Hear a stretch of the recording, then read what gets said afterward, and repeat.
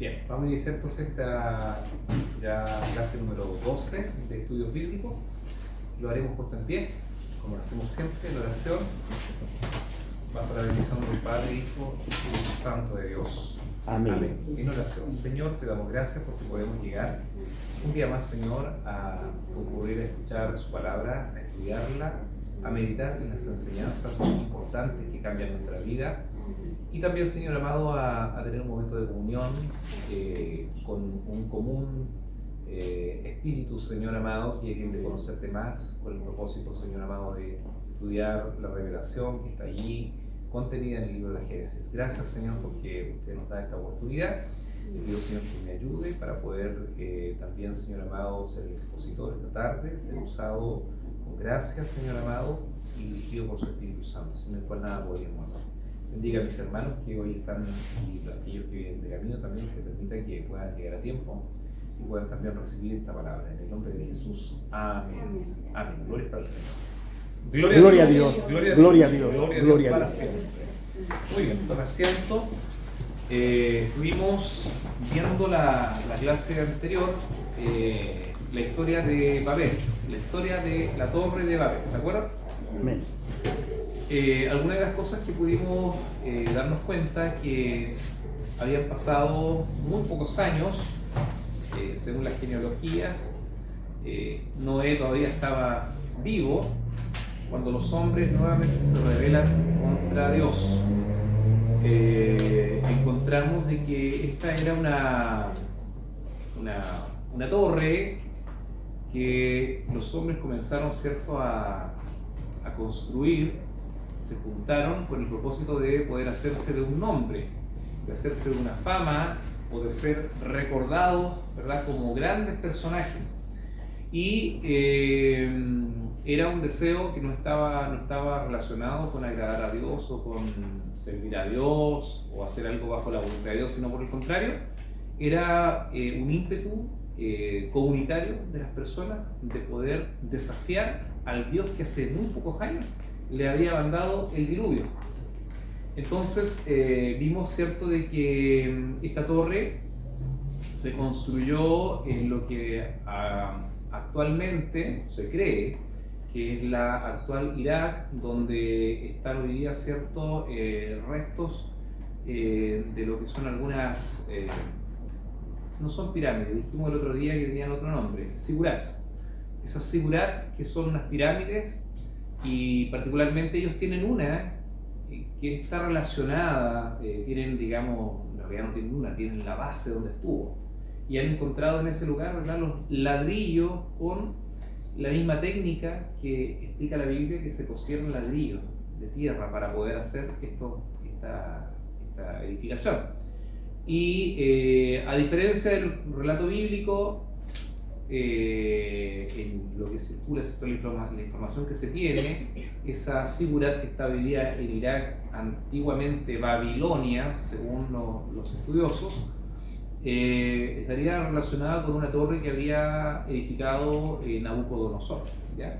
Que eso es muy posterior a la Torre de Babel, pero probablemente pudo estar inspirada justamente en esta historia real de la Torre de Babel.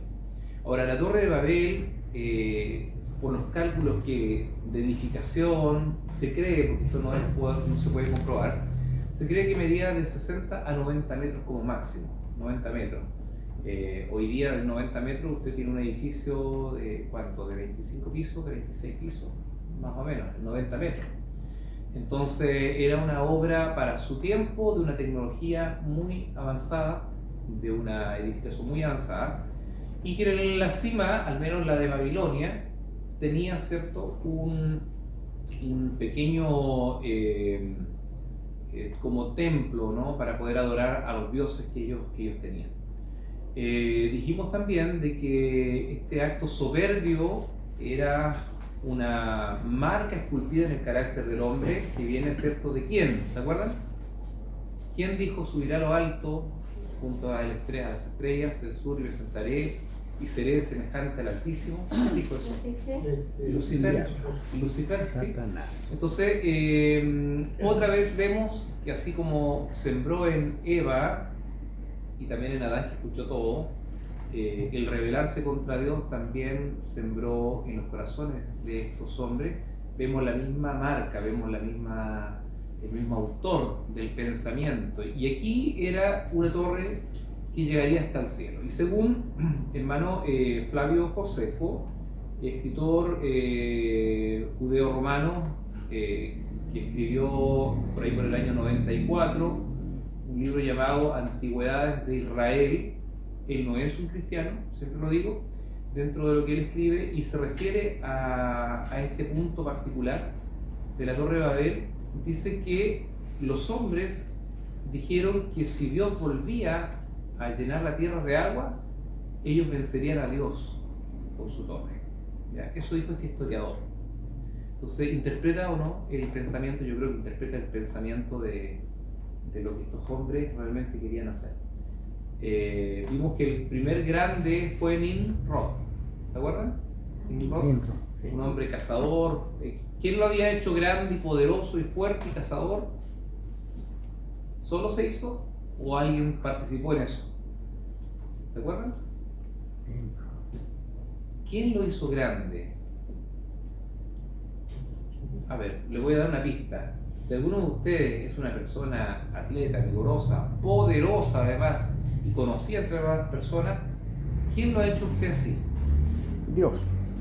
Dios, porque dijo que era vigoroso cazador, dice la Biblia, delante de Dios. O sea, era una persona que Dios había, así como Sansón en su tiempo fue un hombre de un poder formidable, físico, para poder defender a su pueblo de Israel, pero que lamentablemente este hombre, que hizo en vez de adorar a Dios, finalmente se fue por el lado de la desobediencia a Dios, de no honrar al Señor. Finalmente terminó muerto de una manera trágica, sin sus ojos.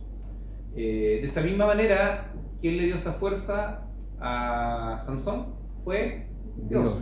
De la misma manera, Nimrod llegó a ser un gran poderoso en su tiempo, porque Dios lo permitió de esa forma.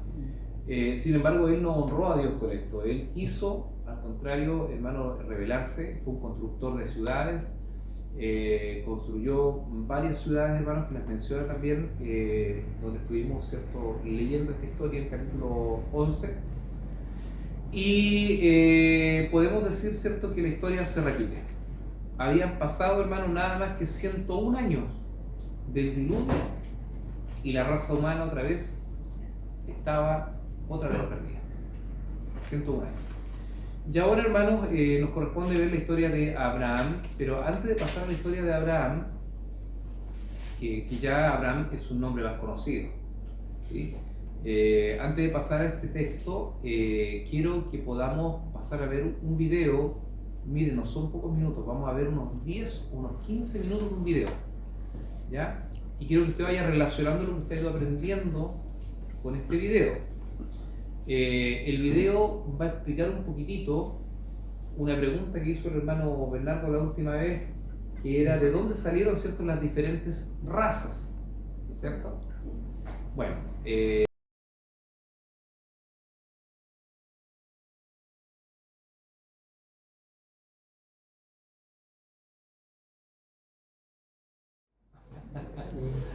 ¿se entendió? ¿Hermana Nora? ¿Sí? ¿Sí? ¿Qué entendió? Por la variabilidad, ¿Sí? fue cambiando como en este sentido, como la raza, como se dice, pero no es que haya cambiado en sí, sino que es porque hay un... Claro, se fue degradando. ¿Cómo lo diría usted, hermana Scarlett? O sea, que no hay que ser diferentes tipos de razas, sino que la variabilidad genética se va perdiendo. Se va perdiendo, justamente. O sea, nada está evolucionando, nada está mejorando. Pero esto también está explicando cómo es, incluso si se dio cuenta, lo de que sí es comprobado, lo de ¿cómo se dice?, la selección natural de Darwin, que habla de eso. Muestra, ¿cierto?, que las especies se adaptan, las mejores sobreviven según los ambientes, según los lugares, y también se van ¿cierto?, adaptando. Y como se van cruzando entre sus tipos, con menor variabilidad, empiezan a haber estos cambios, estas mutaciones genéticas. que van dando cierto nuevas apariencias, y por lo mismo la explicación bíblica de que somos de una misma sangre es lo que nosotros quedamos por la fe de que así es. O sea, de una misma sangre fue creada toda la raza humana. Y cuando ahí estaba hablando y dice que esto se corta con el arca de Noé, es cierto, porque toda la otra creación pereció y se limitó otra vez ahora a 8 personas. Todos tuvieron hijos e hijas. Volvieron, ¿cierto? Mantuvieron esa esencia de ayuntamiento familiar, ¿no? Mientras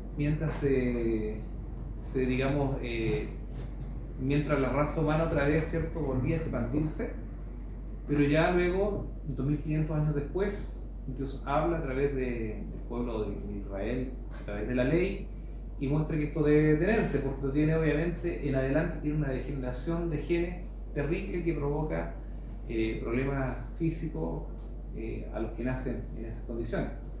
Y queda prohibido por Dios de una forma muy sabia, ¿sí se fijan?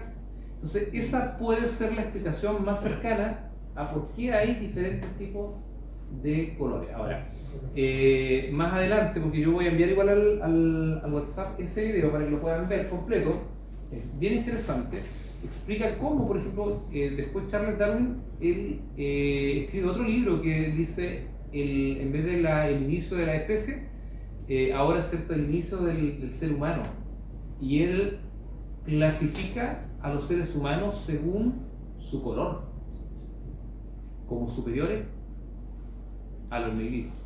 Y eso crea en un corto plazo un problema social tremendo de discriminación y de esclavitud de razas, de tema social, pero tremendo, porque científicamente estaba argumentando de que hay seres humanos de un nivel superior que otros respecto que era, y después salen otros con otros comentarios diciendo que ya los negritos son los más cercanos a un simio, que casi no pueden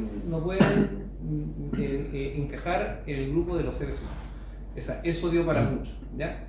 Hoy día con la tecnología, ¿qué dice la tecnología? Que no hay diferentes razas. Eso es una mentira. Hay una raza humana, una sola. Bien, eso es lo que quería explicar hasta aquí, así que cortamos un momento porque vamos a... Con niños, ¿ya? se veía mucho eso de, digamos que hay una consecuencia de lo que Dios enseñó en Levítico, de que el hecho de que haya entre familiares, la consecuencia es que los niños nacen con más formación. Pueden nacer con más formación por el ambiente, por los pesticidas, por todas estas cosas que hay en el ambiente, pero también hay producto de que si es entre familia, entre hermanos, padres e hijos, hay una consecuencia, los niños nacen con más formación. Y eso le llaman producto de incesto. Claro. Eso es lo que sabía de Sí, es un tema complejo, moralmente no es aceptable de ninguna manera, y vemos que muchos años atrás ya Dios prohibió esto, ¿ya? Bueno, ahora vamos, hermanos, a avanzar. ¿Alguien quiere hacer algún comentario más sobre este tema? Sobre el tema de las especies, de las razas. ¿Nadie? ¿Quedó claro? Igual el video va a ir al WhatsApp para que lo puedan ver completo, dura 1 hora y tanto. Así que bien interesante. Bueno, vamos entonces a abrir nuestra Biblia en el capítulo número 12. Capítulo número 12.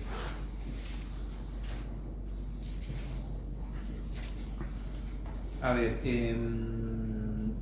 sí, terminamos con el 11, ¿no? A ver, la Torre de Babel. Y vamos a ir al 11, versículo 10. De ahí en adelante vamos a estar leyendo para poder ponernos, ¿cierto?, en contexto de lo que vamos a aprender hoy día nuevo. Atento entonces a la lectura. Parto leyendo yo en el nombre del Señor. Dice, estas son las generaciones de Sem. Todos tienen Génesis 11, verso 20, ¿cierto? O sea, verso 10. ¿Sí? Amén. Bueno, estas son las generaciones de Sem. De edad de 100 años engendró a Arfaxad 2 años después del diluvio. Y vivió Sem después que engendró a Arfaxad 500 años y engendró hijos e hijas. Arfaxad vivió 35 años y engendró a Sala. Y vivió Arfaxad después que engendró a Sala 403 años y engendró hijos e hijas. Sala vivió 30 años y engendró a Eber. Y vivió Sala después que engendró a Eber 403 años y engendró hijos e hijas. Versículo 16 al 21, Gabrielito, por favor. Eber vivió 34 años y engendró a Peleg. Y vivió Eber después de que engendró a Peleg 430 años. Y engendró hijos e hijas. Peleg vivió 30 años y engendró a Reu. Y vivió Peleg después de que engendró a Reu 209 años y engendró hijos e hijas. Reu vivió 32 años y engendró a Serug. Y vivió Reu después de que engendró a Serug 207 años y engendró hijos e hijas. Muy bien. Versos 22 al 26, hermana Scarlett. Serug vivió 30 años y engendró a Nacor. Y vivió Serug después de que engendró a Nacor 200 años y engendró hijos e hijas. Nacor vivió 29 años y engendró a Taré. Y vivió Nacor después que engendró a Taré 119 años y engendró hijos e hijas. Taré vivió 70 años y engendró a Abraham, a Nacor y a Aram. Muy bien, muy bien. Entonces aquí tenemos la descendencia de Sem. ¿Se acuerda quién es Sem? A ver. Hijo de Noé que venía en el arca. Y de que él viene la raza de los semitas, ¿sí? Y de esta raíz va a venir, ¿cierto?, también el pueblo de Israel y nuestro Salvador. Entonces vemos quién es el padre de Abraham. Se llamaba, versículo 26, Taré. Él engendró entonces a Abraham, a Nacor y a Aram. Ahora los descendientes de Taré, vamos a leer los descendientes de Taré. Estas son las generaciones de Taré. Taré engendró a Abraham, a Nacor y a Aram, y Aram engendró a Lot. Y murió Aram antes que su padre Taré, en la tierra de su nacimiento, en Ur de los Caldeos. Y tomaron a Abraham y Nacor para ser mujeres. El nombre de la mujer de Abraham era Sarai, y el nombre de la mujer de Nacor, Milca, hija de Aram, padre de Milca y de Isca. Mas Sarai era estéril y no tenía hijos. Y tomó Taré a Abraham su hijo, y a Lot, hijo de Aram, hijo de su hijo, y a Sarai su nuera, mujer de Abraham su hijo, y salió con ellos de Ur de los Caldeos para ir a la tierra de Canaán. Y vinieron hasta Harán y se quedaron allí, y fueron los días de Taré 205 años y murió Taré en Harán. Bien, entonces hoy día vamos a hablar, hermanos, de este personaje muy importante en la Biblia llamado Abraham. Vimos que después de que la Torre de Babel, hermanos, había ocurrido todo esto de la Torre de Babel, pensemos, ¿para dónde se fue la gente? La gente se esparció sobre la tierra, ¿sí? Cuando hablamos la semana pasada, hablamos del supercontinente, ¿se acuerdan, no? Sí. Se cree que había un supercontinente y que el mar estaba más bajo de lo que hoy día está, por justamente el congelamiento que había habido de los polos, permitiendo, hermanos, que los continentes con las placas tectónicas que se fueron abriendo, aún así tenían como conductos, como cordilleras por donde pasar de continente a continente. De esa manera entendemos que se pobló el mundo y fue, cierto, reuniéndose la gente de acuerdo a su lengua, y con eso formaron culturas, y vamos viendo que se fueron formando también colores y todo este tipo de cosas que ya acabamos de aprender, para poder hoy día dar, cierto, una mirada como general de por qué existen diferentes culturas, diferentes colores de personas. Y esto estaba ocurriendo. Entonces, una vez que pasó lo de la Torre de Babel, entonces ahora nos preguntamos cómo era el mundo en el tiempo de Abraham, según Génesis 3:10. Génesis 10:32, el mundo de Abraham en Génesis 10:32 dice que estas son las familias de los hijos de Noé por sus descendencias en las naciones, y de estos se esparcieron las naciones, dice, en la tierra después del diluvio. Se esparció la gente en el tiempo, hermanos, de Abraham. O sea, mucho antes, por supuesto, con la Torre de Babel, pero en su tiempo la gente empezó a expandirse. Y podemos ver que Abraham nació, según la cuenta que tenemos acá, Ataré tiene 352 años desde el diluvio, cuando Taré engendra, ¿cierto?, a este caso a Abraham. Así que si nos ponemos a pensar en estos años, estaban vivos todavía Sem, el hijo de Noé, Arfaxad su hijo, Sala, Eber, Reú, Serú y Taré, para cuando nació, ¿cierto?, Abraham. Entonces, ¿qué relevancia tiene esto? Bueno, podemos decir perfectamente que Abraham tuvo el relato directo de sus familiares cercanos respecto del diluvio, ¿sí? Porque Sem todavía estaba vivo cuando nace Abraham. Entonces quería mencionar eso para que vean ustedes cómo se correlaciona esto y cómo el relato bíblico, que antes era de boca en boca, y seguramente ya en el tiempo de Abraham también ya por medios escritos, por escritura, esto se fue traspasando de generación en generación para poder entender cómo ocurrió todo.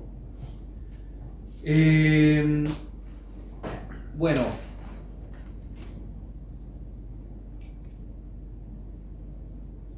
habían pasado aproximadamente 250 años aproximadamente desde Babel, y el mundo se había llenado de gente, pero no hay registro de alguien que buscara a Dios en todo ese tiempo.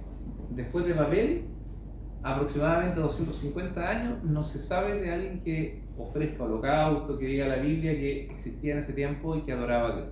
No lo sabemos. No sabemos si Job está en ese periodo, porque Job es postdiluviano, pero no sabemos de qué año, ¿sí? Probablemente fue contemporáneo de Abraham, o quizás de su padre, o un poquito más atrás. Y vamos a pasar a la diapo, Gabrielito, por favor. Vamos a pasar a la primera diapositiva. Voy a ganar de ladito para estar viendo. Muy bien, Génesis 12 del 1 al 3, la promesa a Abraham. Ahí tenemos una pintura de Abraham junto a su familia moviéndose, saliendo, hermanos, de su tierra. En Génesis capítulo 12, versos 1 al 3, que lo va a leer el hermano Bernardo, por favor.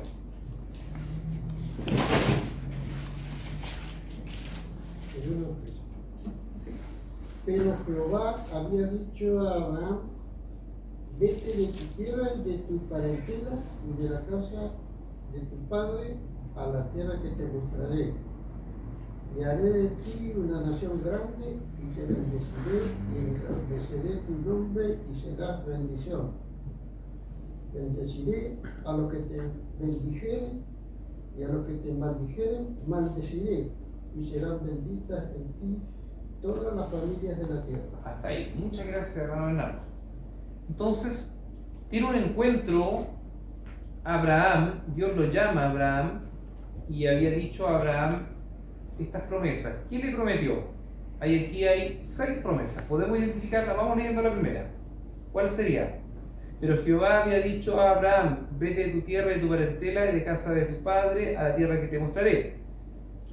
Versículo 2: y haré de ti una nación grande. Ahí está la primera promesa, ¿cierto? Sí. Bueno, quiero que antes que sigamos viendo las promesas, note que tras la promesa hay una condición. La condición es que Él le dijo a Abraham: vete de tu tierra y de tu parentela y de la casa de tu padre a tierra que te mostraré. Si él obedecía, si él salía de su tierra, salía de su parentela, y después vamos a entender por qué tenía que salir de su parentela, entonces vienen estas 6 promesas que Dios le daría. Número 1 dijimos, ¿cuál sería? Hermana Margarita. ¿Que le iba a dar una nación grande? Eso, haré de ti una nación grande. no es que le va a dar, Sí. sino que haría de él una nación grande y te bendeciré. Ahí está, y te dice, te bendeciré y engrandeceré tu nombre y serás bendición. La segunda es, te bendeciré y engrandeceré tu nombre. ¿Ya? Lo que tenía relación con él particularmente. Dios lo bendeciría y además, o sea, lo enriquecería, lo haría grande. Y la tercera, que serás bendición. Quiere decir que donde él está, donde él va, los que estén cerca de él van a ser prosperados y bendecidos también como él. ¿Ya? Ahora, antes de avanzar, ¿esto ocurre con los cristianos? ¿Somos bendición para alguien más? Amén. Sí. Sí, esto ocurre. Usted se va a dar cuenta que donde hay un trabajador, un verdadero cristiano, a ese negocio le va bien, a ese patrón le va bien, cuando hay un verdadero cristiano. ¿Sí? Porque cuando no hay un verdadero cristiano y el cristiano es un flojo, entonces no es un verdadero cristiano, hermano. La Biblia nos enseña incluso a que debemos, ¿cierto?, servir a nuestros amos terrenales como para Dios hacer el trabajo. De esa manera. Bien, cuarta bendición, a ver si la identificamos. Dice, bendeciré a los que, y será bendición, bendeciré a los que te bendijeren y a los que te maldijeren, maldeciré. Y tenemos entonces la cuarta, que bendeciría ¿a quiénes? A los que te bendijeren. A los que los bendijeren. ¿Y maldeciría a quiénes? A los que maldijeren. Abraham. A Abraham, ¿sí? A Abraham. Y aquí nosotros nos damos cuenta que esto se cumple. Nosotros los cristianos estamos llamados a orar por Israel. De Abraham viene Israel. Nosotros tenemos que orar para bendecirlo. Se fija que en el mundo se ha levantado un antisemitismo. Todos quieren aborrecer a Israel. Muestran a los niños palestinos en guerra, con hambre, heridos, pero no muestran, por ejemplo, lo que le han hecho a Israel, por ejemplo, en este conflicto actual. No muestran, cierto, que el mundo persiguió a Israel en toda su historia. Los nazis casi exterminaron a los israelitas, ¿sí? Porque todo esto fue permitido por Dios, pero hay una promesa, que el que bendice a Israel, o en este caso a Abraham, será bendecido. ¿Cómo se llama el presidente de Venezuela anterior al que hay hoy día? Maduro y la hora, ¿cierto? Chávez. Hugo Chávez, públicamente, hay un video que circula que dice, maldito seas Israel. Dice, te maldigo desde mis vísceras. Te maldigo. Y poco tiempo después, ¿de qué murió? ¿De un cáncer dónde? En sus vísceras. Porque el que maldice a Israel, Dios lo va a bendecir. Y el que bendice a Israel, Dios lo va a bendecir. Eso es perpetuo. Eso nosotros y hay un montón de personajes en la vida que han hecho este tipo de comentarios o cosas así, y se han ido en contra de Israel, y después usted los ha visto que han tenido retribución, porque Dios es fiel a su palabra. Aquí amó a este hombre, a Abraham, y en él dio una promesa. La sexta promesa, y para nosotros muy importante, ¿cuál fue? Dice, bendeciré a los que te bendijeren y a los que te maldijeren maldeciré, y serán benditas en ti todas las familias de la tierra. Todas las familias de la tierra. ¿Cómo es esto? ¿A quién se le ocurre por qué? ¿Por qué un hombre allá, cierto? Estamos hablando, hermanos, que estaba en Harán, y luego voy a mostrar más o menos en el mapa dónde está Harán. Recibe una palabra de Dios y dice que serán benditas en él todas las familias de la tierra. Hay una promesa importante ahí. ¿Por qué podría ser? Ahí está la promesa del Mesías que iba a venir. porque de ahí, de Abraham, de la simiente de Abraham, viene, digamos, el Salvador del mundo. Entonces, por eso que en Abraham, digamos, serían benditas todas las naciones, todo el mundo, el universo. Y cuando se cumple esta promesa, en el tiempo de la gracia, llega ahí el Mesías y ahí hemos sido, digamos, toda la familia de la tierra, somos bendecidos porque tenemos acceso a la salvación, a la vida eterna. Muy bien. Se cumple lo estipulado por Dios en Génesis capítulo 3. 3 también. Allí por los versos 15, donde dijo que, ¿se acuerdan? Que la simiente de la mujer, el hijo de la mujer virgen en este caso, Sí. ¿qué haría? Pondría enemistad, ¿se acuerdan? Entre ti, le dice la serpiente, y la mujer, y entre tu simiente y la simiente suya. Esta te herirá esta te herirá en la cabeza, y tú le herirás en el calcañar, le dice a Satanás. ¿Sí?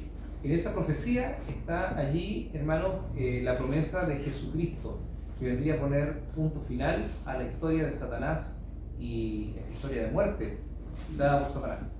Pero claro, esta serpiente le mordería el calcañar, la parte más baja, dolorosa del pie, pero no de muerte. ¿Sí? Entonces, eso se cumplía con esto. Y esta otra vez, Dios aquí, en este versículo, está diciendo: en ti serán benditas todas las familias de la tierra. Está involucrada esta promesa, la promesa del libertador. Entonces, Israel nunca lo entendió porque siempre pensó que Israel eran ellos, ¿no? Eran ellos el pueblo de Dios y nadie más. Pero Dios, antes de que existiera el pueblo de Israel, ya estaba hablando de que en Abraham son benditas todas las familias de la tierra. Que Dios nos bendiga. Amén. Vamos a pasar al break, así que vamos a dejar aquí por ahora los lazos. ¿Volvemos? Amén. Estamos hablando de qué significa el que sean benditas en ti, la promesa a Abraham: sean benditas en ti todas las familias de la tierra. Y nuestro hermano Liu dio una buena explicación respecto de que está allí haciendo alusión a la salvación que no solamente Israel recibiría, sino todo el mundo tiene esta posibilidad de acercarse a Dios mediante esta promesa. Amén. Y esto es bien importante porque en el tiempo de Pablo nos vamos a dar cuenta de que, bueno, históricamente el judaísmo, que es la religión oficial de Israel, traía consigo una discriminación completa con los gentiles, llamados gentiles, a toda nación fuera del pueblo de Israel. Entonces, una de las enseñanzas rabínicas que ellos tienen es una gratitud, primero que todo, gracias a Dios por no haber nacido mujer. Esto dice el israelita judío en su tiempo. Gracias, ¿cierto?, por la ley que se les dio, por la Torá. Y gracias por no haber nacido gentil, o sea, por no ser de otra nación. Entonces eso lo hacía ellos muy exclusivistas, y ellos no se dan cuenta que hay una promesa abierta, que no es solamente para la familia de Israel, sino para todo el mundo. Dios entonces reitera la promesa del libertador con esto también.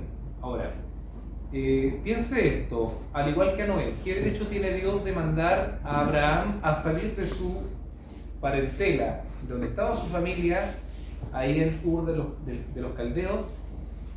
Y particularmente vemos que toma Taré, su hijo, a sus hijos, Nacor, Aram y a Abraham, para llevarlos, ¿cierto?, hasta, dijimos que hasta dónde lo había llevado, a ver, después de Ur, lo llevó a Aram. Entonces nos preguntamos qué autoridad tiene Dios para poder ¿cierto?, pedirle a Abraham que deje todo. ¿Usted dejaría todo? ¿Qué pasaría si Dios le dice a usted: deja a tu familia, deja tu casa, lleva contigo tu riqueza, vende tu casa y ándate a Antofagasta, a vivir? Probablemente si tenemos la certeza de que es Dios y que nos habló, va a traer con eso digamos, un realce total a esta orden y probablemente lo hagamos. O a lo mejor algunos dicen, no, ¿cómo voy a ir aquí en mi trabajo, aquí en mi familia, etcétera? Sin embargo, este hombre obedeció. ¿Usted qué hubiera hecho? ¿Qué hubiera hecho usted, hermana Norita? Si Dios le dice, ándate de aquí, te vas a hacer todo a Iquique a vivir. Porque allá hay una iglesia donde te quiero que estés. Habría que obedecer, de alguna manera. Lo decimos como bien fácil, ¿eh? Pero es difícil. Es difícil. Muy difícil. Bueno. Es que ahora uno la piensa. ¿Ah? Ahora uno la piensa, pues antes no la pensaba. Había que obedecer nomás. ¿Y ahora cuál es la diferencia? Que uno la piensa, pues dice, ya cómo voy a dejar todo y me voy a ir por otro lado y voy a empezar de nuevo. Claro. Pero es así. Es como que, como dice, como ha evolucionado como la ciencia, ha evolucionado la humanidad, entonces como que la gente así como que no sé si lo haría. Claro. ¿Para qué? Sería mentiroso decir sí, lo voy a hacer, pero es difícil. ¿Qué diferencia hay entre uno que toma la decisión de obedecer, así como obedeció Noé, de hacer un arca, y Abraham, que Dios le pide que salga de su parentela? ¿Qué diferencia hay contra alguno que no lo quiere hacer? Que lo propone, por ejemplo, que uno le pensaría empezar de nuevo, es difícil. Aquí tengo mi casa, me costó tanto hacerla, tenerla. ¿Qué diferencia una persona de otra? Por favor. Entre Abraham y Noé. No, esto ocurrió con Abraham y Noé, Sí. pero hoy día mismo, si nos comparamos con ellos, en que algunos dicen, sí, lo voy a hacer, y otros dicen, no, no quiero hacerlo. ¿Qué diferencia? ¿Cuál es la diferencia entre ambos? La diferencia es que ahora en estos tiempos parece que es más difícil de obedecer. Somos más desobedientes. Es más difícil obedecer. Yo creo en el caso de ellos fue porque ellos tuvieron el llamado para eso. Y lo mismo ocurre hoy en día. Por ejemplo, Dios no va a enviar a cualquiera, sino más bien a los que son llamados para ese ministerio. Por ejemplo, pongamos un ejemplo a mí. Dios me toma y me dice, mira, quiero que te vayas de Los Ángeles y te voy a enviar, por decir, a Temuco. Y si yo tengo el llamado de Dios, yo voy a obedecer. Quiero o no quiero, voy a obedecer. ¿Por qué? Porque me está hablando Dios y yo recibo testimonio de ese llamado. Entonces, yo no me queda otra alternativa que obedecer, como lo hacen muchos hombres. En estos tiempos hay mucha gente que lo hace así y son prosperados, son bendecidos. Pero hay gente que no lo hace a pesar que tiene llamado. Sí, hay mucha gente que se niega. Se niega. Hay mucha gente que se Y niega. mira justamente lo que dice mi hermana, que ve la casa, que ve el Sí. trabajo, que Exactamente. ve... Las que- riquezas terrenales. Claro, entonces aquí hay un tema de fe, netamente de fe. Sí. Por la fe, Noé le creyó a Dios. Por la fe, Abraham le creyó también a Dios. Claro.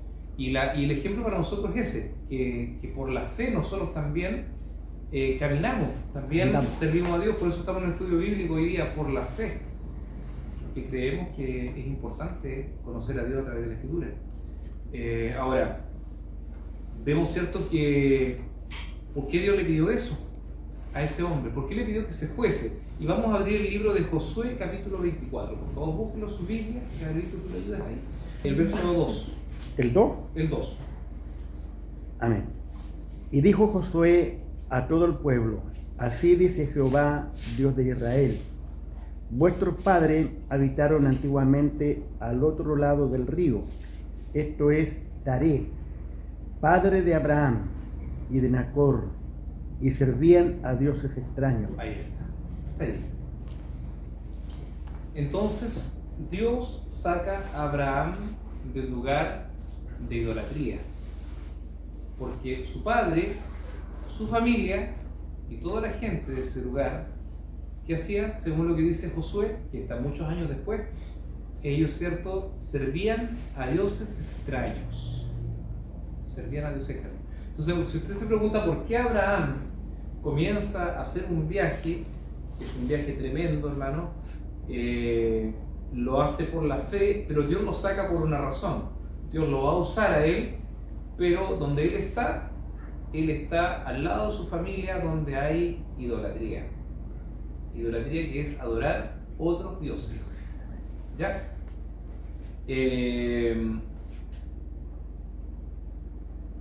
Esto fue antes de salir de Ur de los Caldeos, según Hechos 7.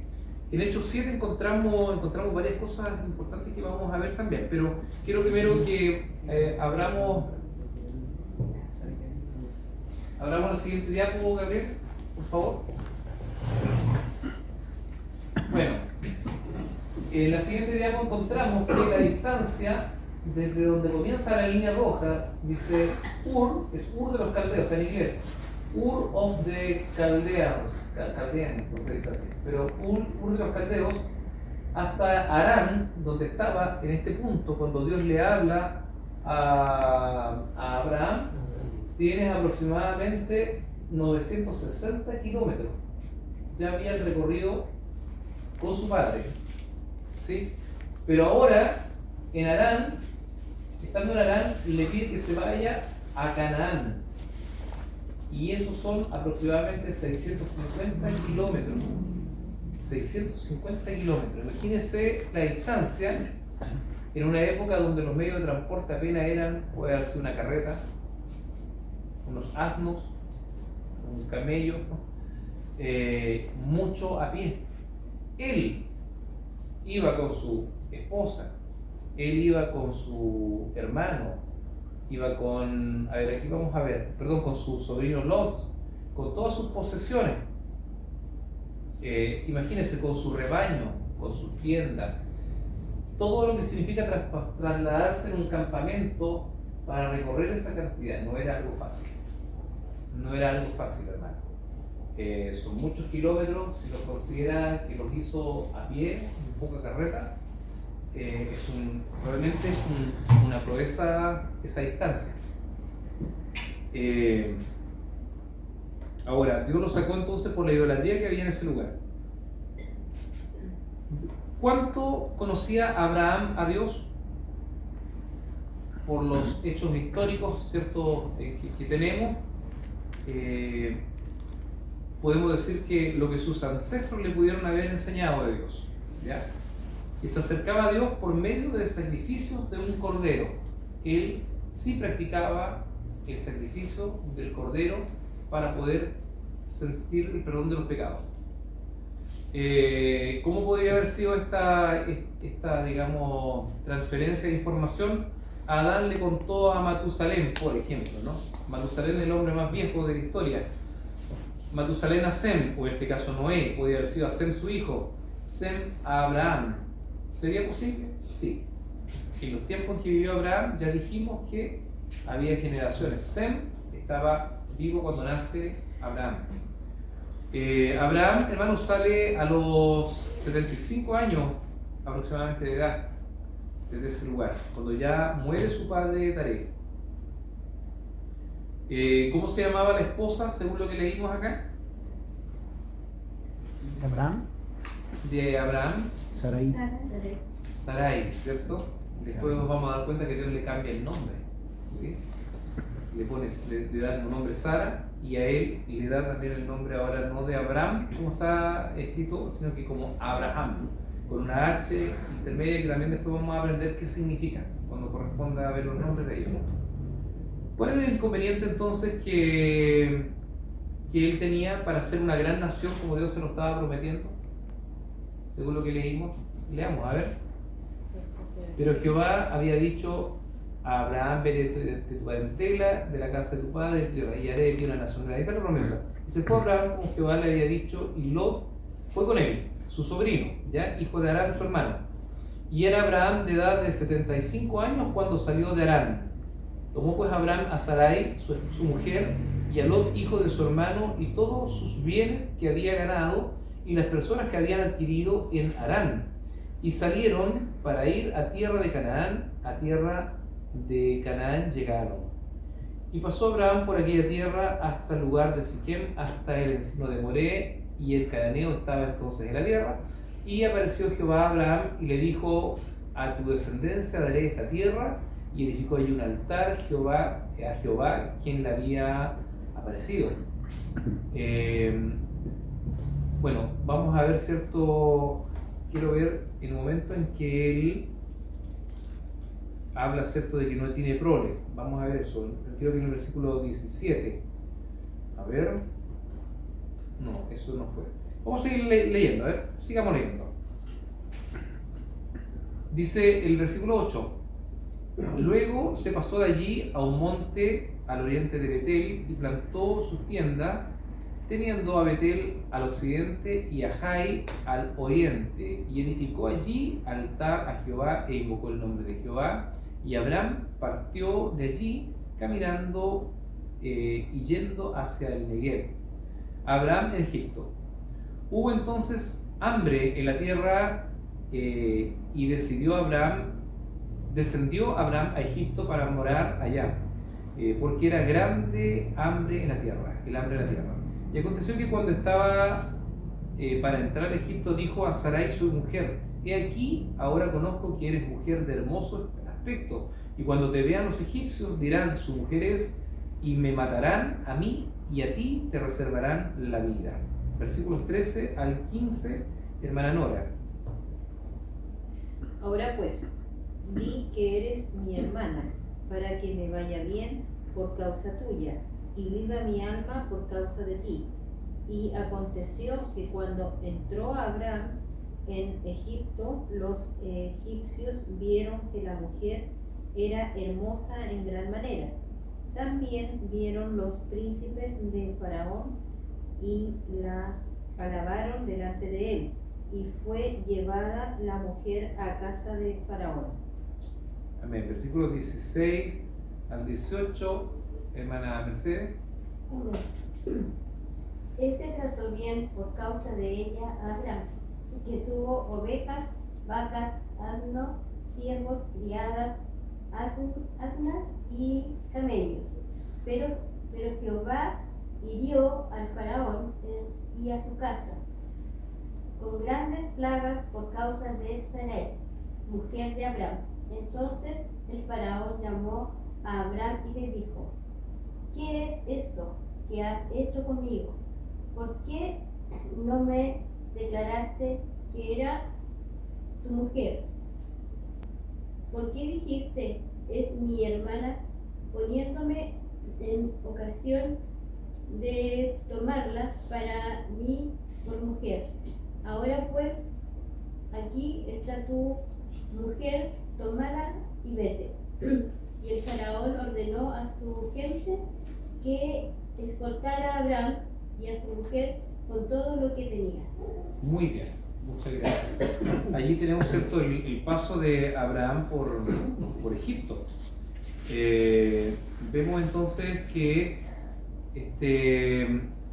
Abraham, el problema más grande que tenía es que su mujer era estéril, ¿ya?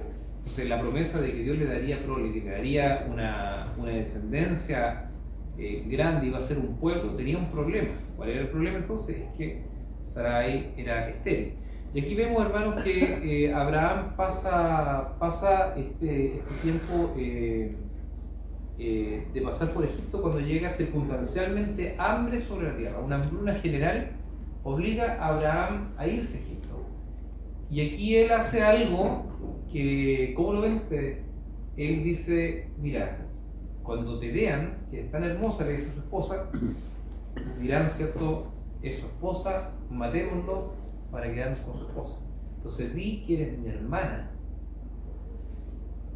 Y de esa manera él iba a ser librado. Y ahí vemos, ¿cierto?, que a causa de esto honraban la belleza de la mujer, y a él, ¿cierto?, en sus negocios finalmente terminó teniendo muchos camellos, asnas. ¿Cómo ven ese acto? ¿Es un acto moralmente bueno?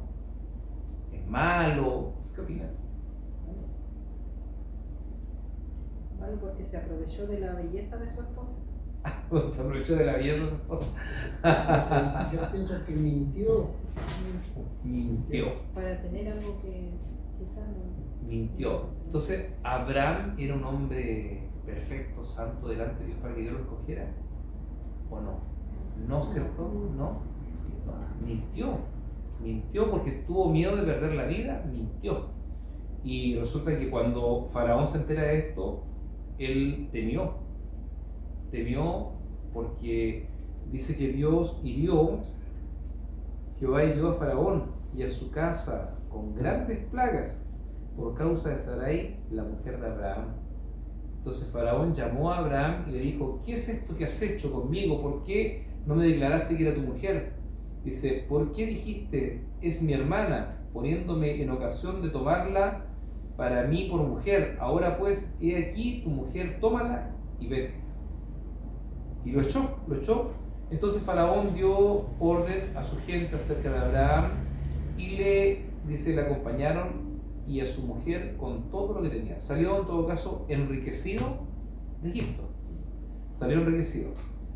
Yo quería mostrar ese gráfico porque muestra una tremenda distancia. ¿Qué somos capaces de hacer nosotros por la fe que tenemos en Dios? Somos capaces de depender sin saber lo que hay, porque Abraham obedece a una orden sin muchos detalles.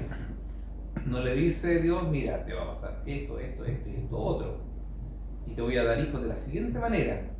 De hecho, si sacamos la cuenta por más adelante, creo que son 27 años para que él reciba, hermano, sí, porque a los 75 Dios le habla cuando sale y tiene ya los 100 años, poco más de 100 años tenía Abraham cuando tuvo su primer hijo, o sea, el hijo de su esposa, digamos.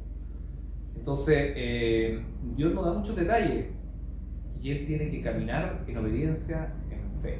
En esto pasan varias cosas. Su humanidad le hace tener miedo y obviamente pasa este chasco en Egipto.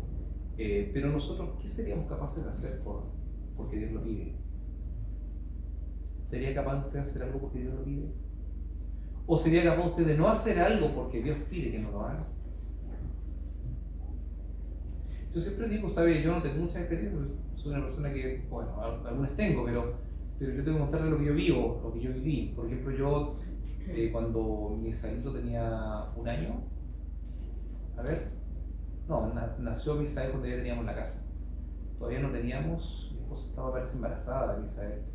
Y mi jefe, yo trabajaba en la farmacia Humada, era bodeguero, y mi jefe me dice que me vaya a Osorno, a vivir a Osorno, a abrir farmacia ya. Y no iba como bodeguero, iba como vendedor específico, lo cual ya era duplicar el sueldo básicamente. Y yo le digo: pero sabe que ellos me acaban de entregar mi casa.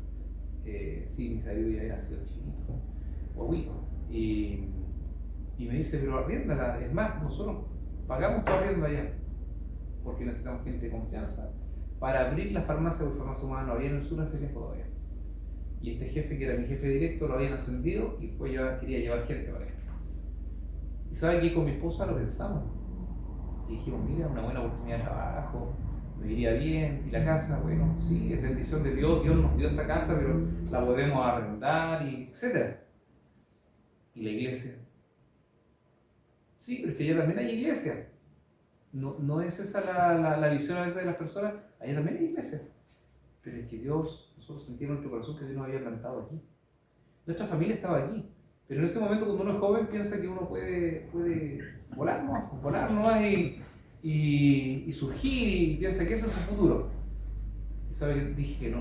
Lo conversamos con mi esposa y no lo dudamos. Dijimos: no. Porque somos de una iglesia pequeñita, ahí hacemos falta, Dios nos plantó ahí hemos conocido al Señor. Y sabe que hay que pasar los años y yo vi que Dios nos prosperó acá, nos prosperó ahí. Entonces, tenemos que aprender a discernir en decisiones importantes cuando está Dios allí. Siempre tenemos que priorizar qué es lo que pide Dios, qué piensa Dios de lo que yo voy a hacer. ¿Será bueno que me vaya a estudiar afuera, por ejemplo?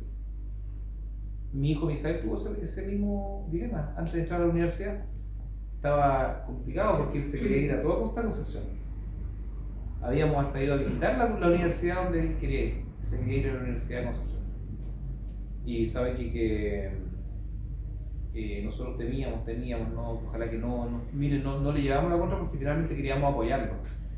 pero decíamos, había pasado lo de Sebastián, y veíamos cómo en noticias aparecen que por un celular un chico lo apuñalan ahí en Concepción y lo mataron, un niño estudiante, y nosotros con mi esposa estábamos como, uy, ojalá que no. Y sabe que Dios trató con él de forma personal, le dio 3 sueños, y en el último le dijo que su voluntad era que sirviera aquí, en esta ciudad, clarísimo, pero clarísimo, y se le quitaron la cámara de ese proceso, solo. ¿Por qué? Porque Dios trató con él, Dios nos movió. Entonces tenemos que ser sensibles a la voz de Dios para poder hacer su voluntad, porque la voluntad de Él es perfecta.